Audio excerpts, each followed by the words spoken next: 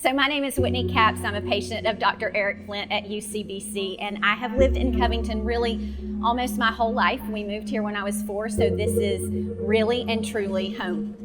I actually have been friends with Eric, Dr. Flint, and his wife Tanya for a number of years. His son, Shepherd, and my son, Ryder, are best friends. And so they had been following my journey a little bit as I started to get sick.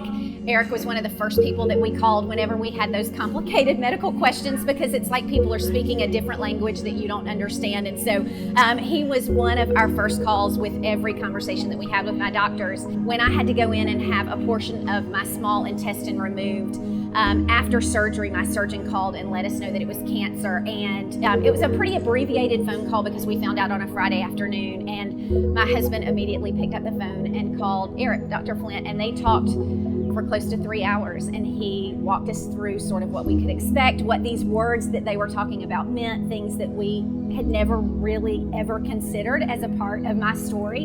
And at the end of the phone call, just gave us a lot of peace and confidence that we were at least a little more informed for the next phase of whatever this looked like. And the thing that I wanted more than anything was to feel like I could go through the 9 months of treatment and be as normal as possible. Now, on the other side of this, that's probably a little bit naive, but one of the things that made that a little bit more realistic was that I could drive myself to and from treatments, and that I had a 10-minute drive as opposed to a 45-minute drive into Atlanta or someplace else.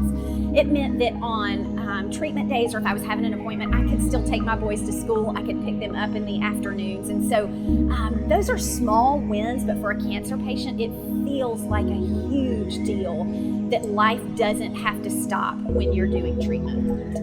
The mental game is a big part of dealing with cancer. And I think that's the thing that meant so much to me, not just about Eric, but about his whole team, was that I fundamentally believed at my core that when they asked how I was doing, they didn't just mean what were my symptoms, was I having any difficulty.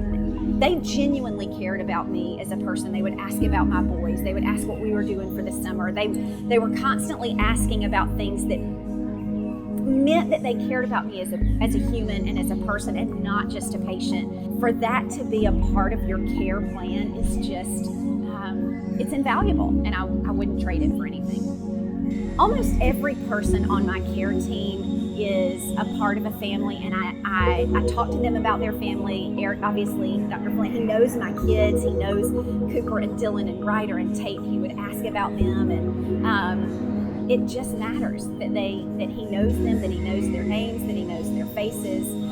One of the times I had a really, really bad treatment experience, and my husband had to get in touch with Dr. Flint, and the fact that Chad had the comfort level with my physicians and my care team to call and say, hey, she's not doing great, and that they could extend that care at a time that wasn't convenient. We were outside of office hours, but I wasn't really at a presence of mind or even physically able to reach out to them. Again, that they saw care not just for me as a patient, but for my whole family, and that they were a resource to my husband or my kids or anybody that would have needed to help me.